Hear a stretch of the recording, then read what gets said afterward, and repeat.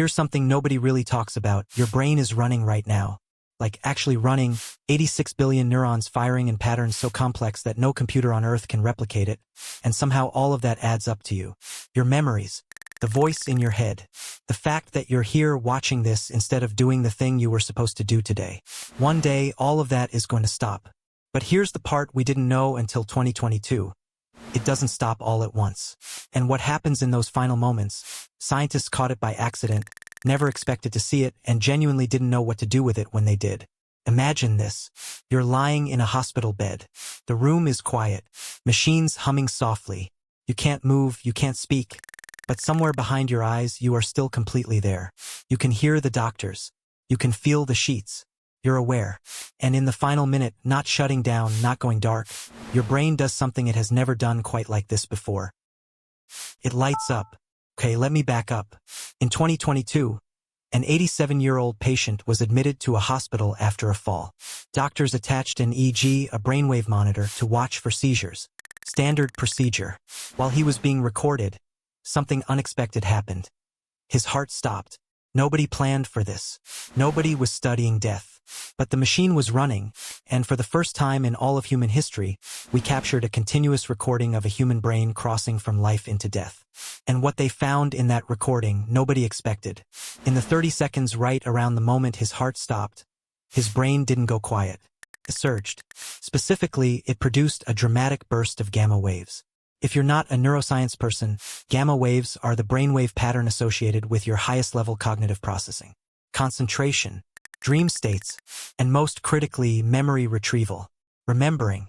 The dying brain, in its final moments, was doing exactly what your brain does when you're pulling up a vivid memory. Which means that old story, my life flashed before my eyes. The one people have reported for centuries after near-death experiences. The one doctors always sort of dismissed as confusion or oxygen deprivation. Might actually be real.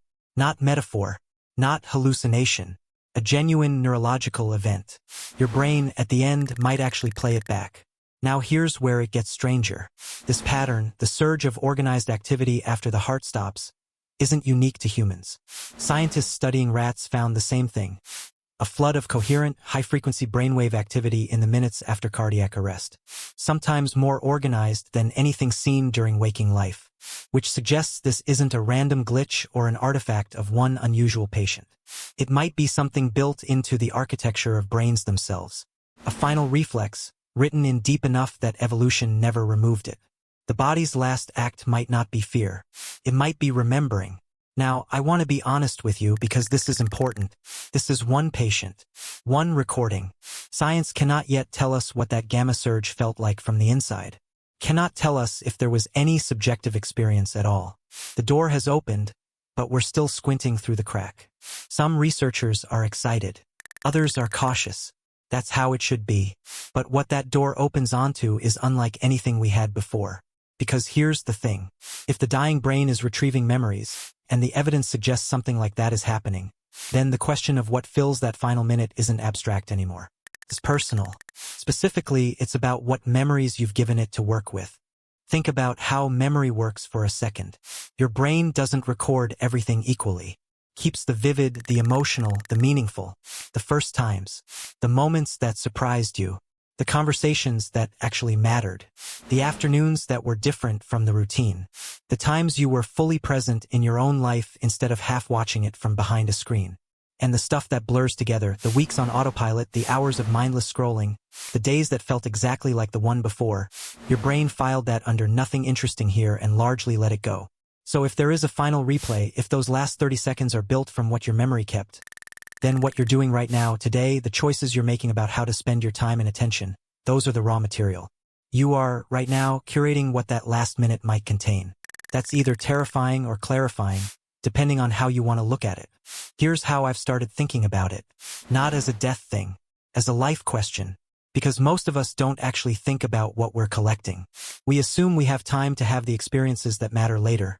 After work slows down, after things stabilize, after this phase of life ends. We're very comfortable treating the present as a rough draft. But the brain doesn't have a rough draft mode. It's recording now. It decides now what's worth keeping. And a year from now, when you look back on this period of your life, what's there? What did your brain decide mattered? The 2022 study didn't answer the big questions about death. Probably raised more than it answered.